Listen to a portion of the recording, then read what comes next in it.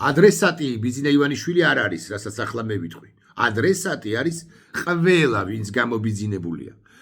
ვინც ბიზინას ფრთებქვეშ არის, ვისაც ბიზინა ივანიშვილის ეიმედება. მაგრამ ბიზინა ივანიშვილზე არ არის ეს ვიდეო ბლოგი მეორე მხრივ და ამიტომ თქვენის ნებართვით ერთხელაც აღარ ვახსენოთ. აი, ერთადერთხელაც კი აღარ ვახსენოთ ქართველი ოლიგარქი. ეს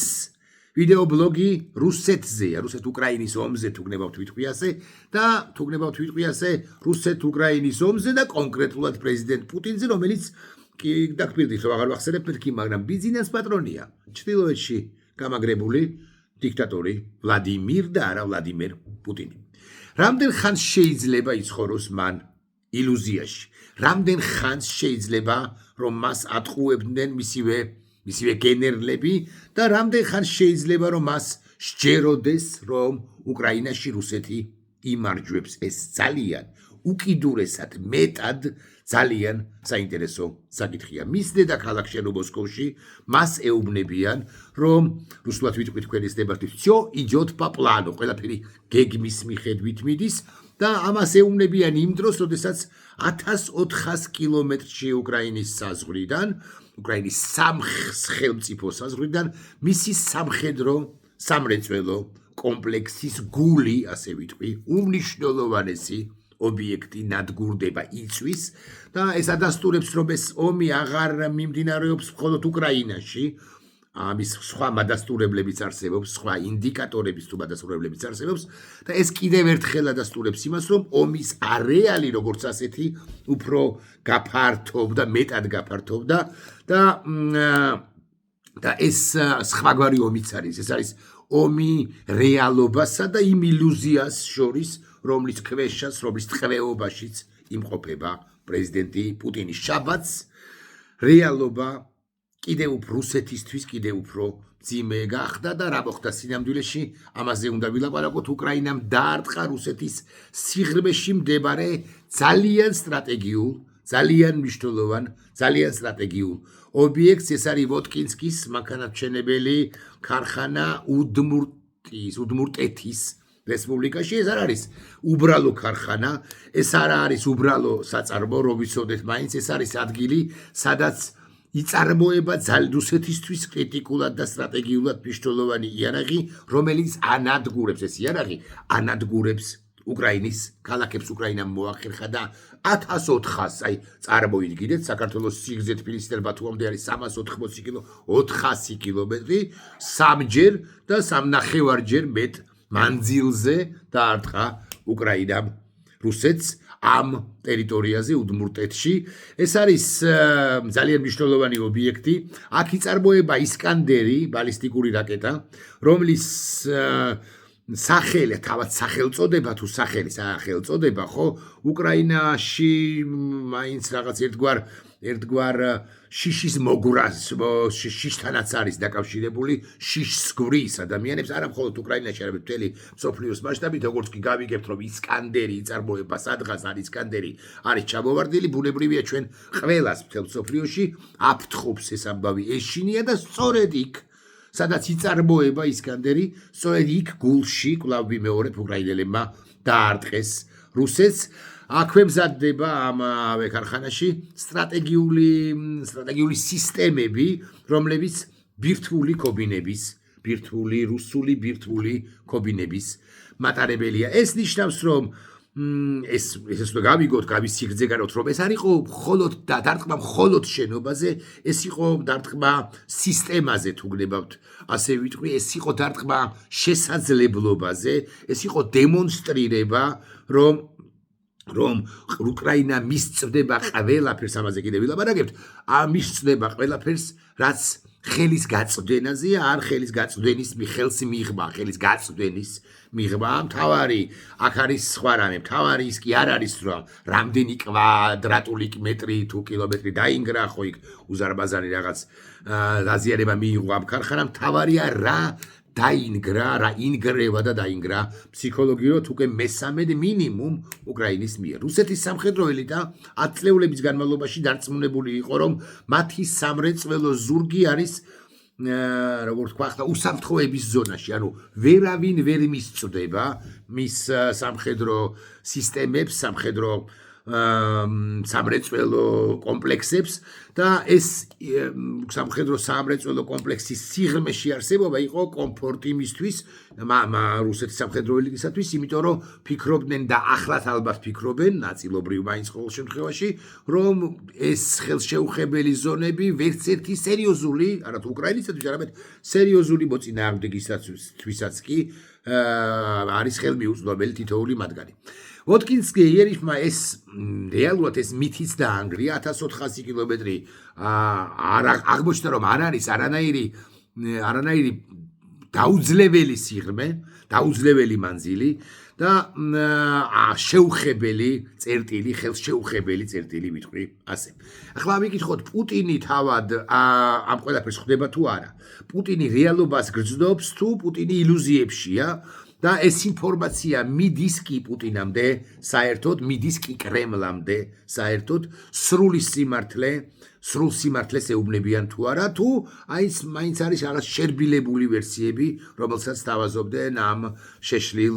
და მსოფლიო მტერ ლიდერს, ვინმე ბედავს, სხვაგვარად ჩამოვაყალიბოთ ეს კითხვა, ვინმე ბედავს და ეუბნება კი მას ვლადიმირ პუტინს, რომ უკრაინამ უკვე მინიმუმ მესამედ მოახერხა სტრატეგიული ობიექტის და სტრატეგიული ობიექტს ავიდავარებოთ, სტრატეგიული სიმბოლო ობიექტის წინააღმდეგ იერიშის მიტანა და განადგურება სრული ან ნაწილობრივი, სრულად განადგურდა იცი თქვენ კრეისერი მოსკვა, ამაზეც თქვათ ორი სიტყვა და ნაწილობრივ განადგურდა რუსეთის სხვა ეს პაუწინას შედეგად ხო, ბობის ქსელი, აბლაბუდა, სხვაგვარადაც უწოდებენ იმ ოპერაციის ვალიუკმა რო ჩაატარა იმ ოპერაციის შედეგად განადგურდა რუსეთის სტრატეგიული ბომბდამშენები. რუსები რასაკვირველია ჩემი მოსაზრებით გენერლები პუტინს ეუბნებიან დაახლოებით შემდეგს დაზიანება არის უმნიშვნელო წარმოება გაგრძელდება განა არა იქ მთელი ქარხანა არ განადგურებულა მაგრამ უკრაინელებმა ამ ფლამინგოს გაშვებით და სუსტად მორთქმით აჩვენეს რომ მათთვის 1400 კილომეტრი პრობლემა არ არის ისინი რუსები ეუბნებიან პუტინს გენერლები რომ всё под контролем რაღაცას დადიმ კომისიაში შევქმნით ყველაფერს ვაკონტროლებთ და ასე შემდეგ და ეს შლეგი კაცის ილუზიების ტყვეობაშია მაგრამ რეალურად კი ისტორია გვასწავლის ერთ რამეს ავტორიტარულ სისტემებში ლიდერები ხშირად ცხოვრობენ ეგრეთ წოდებული ფილტრირებული რეალობის ქვეშ ფილტრირებულ რეალობაში როდესაც მათ არ აწვდიან არანაირ ინფორმაციას პრაქტიკულად არაფრის თაობაზე მით უფრო არ აწვდიან ცუდ ამბებს არადის ზემ ეშელონებამდე, ზედა ეშელონებამდე ეგრეთ წოდებული ცუდი ამბები და ადის მხოლოდ ოპტიმისტური მოლოდინები ან ოპტიმისტური ანგარიშები. Всё по плану идёт, ყველაფერი გეგმის მიხედვით იმდინარეობს და ჩვენ კი რაღაცას დაზიანება შეიძლება მივიღეთ, მაგრამ აფეთქდა პატარა საწარმო არინერ ნივალნუიცის ვლადიმიროვიჩ თუ პუტინი მართლა ცხოვრობს ილუზიაში, რომ რუსეთი იმარჯვებს მაშინ ეს ომი მისთვის გაცილებით სახიფათო ეტაპზეა, ვიდრე მას პერსონალურად მას ჰგონია. ეს უკვე რეალურად მესამე დარტყმა, აქ გითხარით, რუსეთის სტრატეგიულ ობიექტებზე, რუსეთის სიმბოლოებზე, კრეისერი მოსკვა რასაკვირველია სიმბოლო იყო, ეს არის მოსკვას ჩაძირვა პირველი, ეს არის მოსკვა იყო თავის მხრივ შავი ზღვის ფლოტის ფლაგმანი, სიმბოლო, სიამაყით უგნებავთ ასე ვიტყვი და ის ჩაიძირა ომის დასაწყისშივე და ომის მეოთხე წლისთავის ბოლოს, ანუ 24-ში 4 წელი გავა, ხო? კიდევ ერთ წარმატებას მიაღწია უკრაინამ. მეორე იყო ეს ხსენებული ჩემს მიერ აბლაბუდა პაუწინა, ღრმა დარტყმები რუსეთის სტრატეგიულ ავიაციაზე, ობიექტებზე, რომლებიც ასევე ითვლებოდა ხელშეუხებელ ობიექტებად და ახლა ეს ვოტკინსკი რომლის შედეგადაც უკვე დასტურდება ვერსია იმის თაობაზე თუ სწორი ხდება ვერსია იმის თაობაზე რომ ეს უკვე არის ტენდენცია და არა ცალკეული წარმატება ცალკეული რაღაც გამარჯვება უკრაინისა ეს უკვე სისტემური დემონტაჟია იმ მითისა რომ რუსეთი არის ყოვლის შემძლე და რუსეთი არის უძლეველი და ახლა მოდი პირდაპირ ვიკითხოთ სხვაგვარად ვიკითხოთ პრეზიდენტი ტრამპი სულ მუდმივად ამახვილებს ყურადღებას მოლაპარაკების აუცილებლობაზე, სწორიც არის მისეული გადასახედიდან, მაგრამ იმასაც ამბობს ხოლმე პრეზიდენტი ტრამპი, რომ უკრაინას დრო არ აქვს, უკრაინას ასწრაფოდ უნდა მიუჯდეს მოლაპარაკებათა მაგიდას, იმიტომ რომ უკრაინა მარცხდება და ასე შემდეგ და ახლა აი ამ წარმატების ფონზე დაინახავს თუ არა მთლიანად ადმინისტრაცია და არა მხოლოდ პრეზიდენტი ტრამპი, კარგად შეიგრძნობს თუ არა დაბატებით, რომ უკრაინა სულაც არ მარცხდება, დაინახავს თუ არა, რომ უკრაინა არა მხოლოდ იცავს საკუთარ თავს, არამედ ახერხებს იმასაც, რომ სტრატეგიულ ობიექტებზე მიიტანოს იერიშები და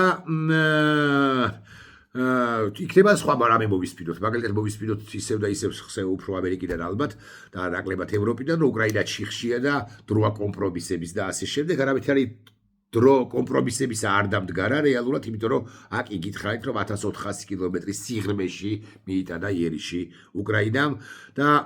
ბირთვული სისტემების მწარმოებელ ქარხანას ურტყავს, ხო? ეს ჩიხი კი არ არის უკრაინისათვის, სწორედაც რომ ჩიხიდან გამოსავალია, სწორედაც რომ ისეთი ქმედება, რაც მეტად აღელვებს წესით მოსკოვს, თუ პუტინს არ ასხვებს მაინც, რომლების ეგრამანგის პასუხია და ერთი ვერსიით ყოველ შემთხვევაში ოლიგარქები და სამხედრო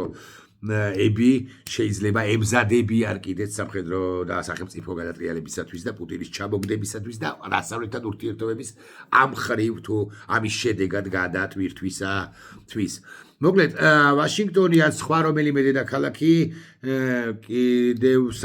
აპასუხი, როგორი რეაქცია იქნება ვაშინგტონს ან რომელიმე მსოფლიოს სხვა ქვეყნის დედაქალაქს, ეს კიდევ საკითხავია და თუ ისინი კიდევ ეჭმობენ უკრაინის შესაძლებლობებში, უკრაინას 30-40% აწარმოებს საკუთარი იარაღისა, ეს ფლამინგოს მისი წარმოებულია, სულ 50 წალი ჰქონდათ უკრაინელებს შეიარაღებაში, არ მინდა შემეშალოს და ახლა შეიძლება სულ რაღაც 17 თუ 16 თუ 17 შეიძლება ერთეული უნდა მაპატიოთ. ომი ახალ ფაზაში გადადის, ესეც ფაქტია და ისიც უნდა ვთქვათ, რომ გეოგრაფია აღარ არის აღარანაირი ფარი, რამდენად სწორი სიტყვა, არანაირი დაბრკოლება,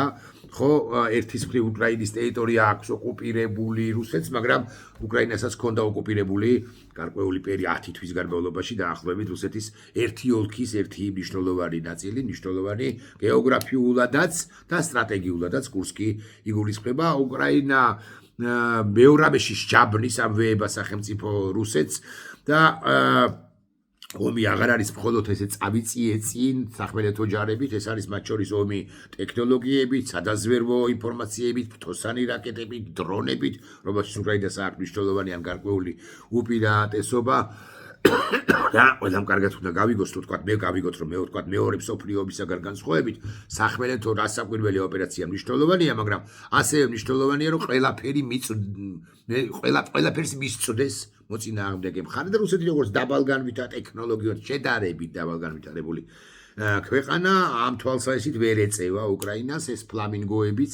ხო, რომელიც 50 ქონდა მეთქი აქ იგითხარით, რომელიც მოდერნიზებული საბჭოთა იარაღია საბოლოო ჯამში, ხო, სწდება ზუსტი დამიზნებით, უკვე და ესე იგი აპგრეიდის გათვალისწინებით ზუსტი დამიზნებით ხდება რუსეთის ყველა პრაქტიკულად სტრატეგიულ სიღრმეს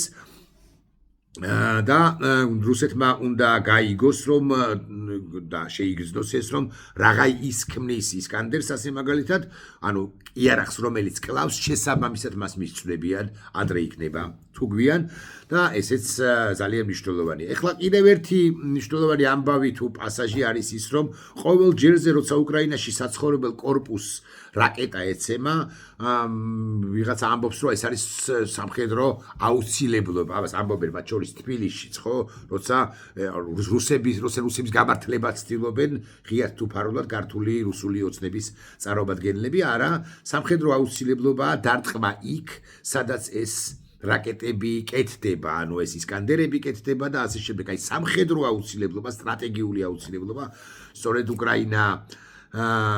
უკრაინამ გააკეთა სტრატეგიული ნაბიჯი, გადადგა სტრატეგიული ნაბიჯი და აუცილებელი სწორედ ეს იყო და არა კორპუსების დაბომბვა, რასაც ქართული რუსული ოცნების წარმომადგენლები ომის ამბით ხსნიან და ერთგვარად ამართლებენ, შეიძლება თქვა ზუსტი სიტყვა არ არის, მაგრამ ერთგვარად რაღაცა უგებენ, თუ სწორი სიტყვაა, რუსეთს და როცა აფეთქება კი რა ხდება ქარხანაში, ხო ეს არის ქარხანაში სწორედ, ანუ ამ სტრატეგიულ ობიექტზე ეს არის ბუმერანგი, აი შევარდაძე გამახსენდა ბუმერანგივით დაგიბრუნდებათ ყველაფერიო,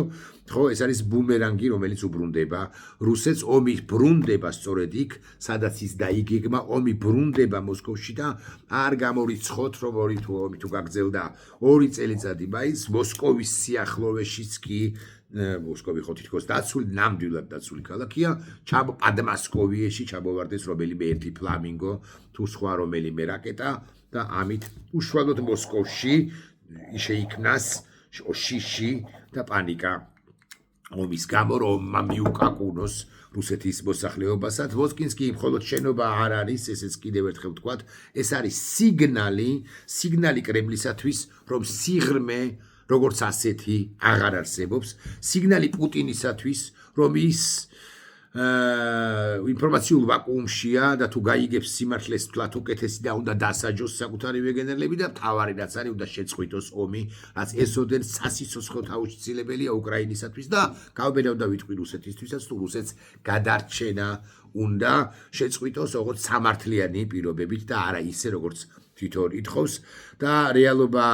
ამას იზამს თუ არა, ამისგან დამოუკიდებლად ის მწარე თუ არ იზამს, მით უმეტეს ხო მწარე რეალობის წინაშე აღმოჩნდება. ოტკინსკი არის სიგნალი დასავლეთისთვისაც, რომ უკრაინა არ არის მსხვერპლი, ან აღარ არის მსხვერპლი, რომელიც უბრალოდ ითბენს, უკრაინა არის მსხვერპლი, რომელიც იერიშზე გადადის და ეს არის სიგნალი ყველასათვის, ვინც ფიქრობს, რომ ეს ომი გაყინულია ან გაჭიანურებულია, არა, ეს ომი რეალურად ტრანსფორმირდება და თუ ვინმე კვლავ ცხოვრობს ილუზიაში, ხო, რომ ეს უკრაინა დამარცხდება, ან უკრაინა რაღაცას დათმობს ან ასე შემდეგ, ხო, ილუზიებს აქვს ერთი ძალიან ცუდი თვისება, გარკვეული პერიოდი რეალური თვისება, გარკვეული პერიოდი ეს ილუზიები არსებობს, სოცხალია, რაღაც სულდგმულობს, ასულდგმულებენ ამ ილუზიებს, მაგრამ რომელიღაც ეტაპზე ეს ილუზიები ინგრევა და ინგრევა ძალიან ხმაურით. ჩვენ ამ ნაწილში შევდივართ, როდესაც ილუზიები თუ ფიქრები სხვათა იმის თაობაზე, რომ უკრაინა აპრიორი დამარცხდება, ეს მე მგონი ისინიც კი იჯერებენ იმას, რომ უკრაინა არ დამარცხდება, ვინც ასე მაგალითად 4 წლის წინ რუსეთის სრულ გაბარჯვებას წინასწარმეტყველებდა. მე კი დაგბირდით, რომ ბიძინა ივანიშვილს არ ვახსენებდი, მაგრამ ბიძინა ივანიშვილის თავკაცობით, ბიძინა ივანიშვილამდე ეს გვიანი მივა, როგორც ინფორმაციულ ვაკუუმში მყოფ პირამდე, რომელსაც Google-ის მოხმარება არ იცის, ასე ვიტყვი, ან ინგლისურ ენაზნოვანი Google-ის მოხმარება არ იცის და მხოლოდ TASS-ის საფშაეთ TASS ამას კითხულობს, მაგრამ ადრე თუ იქნება თუ გვიან, გამოუბედყავენ მას ყურებს და სრულ სიმართლეს ეტყვიან და ირანის რეჟიმის დასრულება, არც თუ შორეულო მომავალში, ალი ხამენეისა და პუტინის რეჟიმის დასუსტება და დასრულება არის ბიძინა ივანიშვილის ბანდიტური რეჟიმის აქ დასასრულის ჩვენთან დასასრულის საწინდარი. ნახვამდის.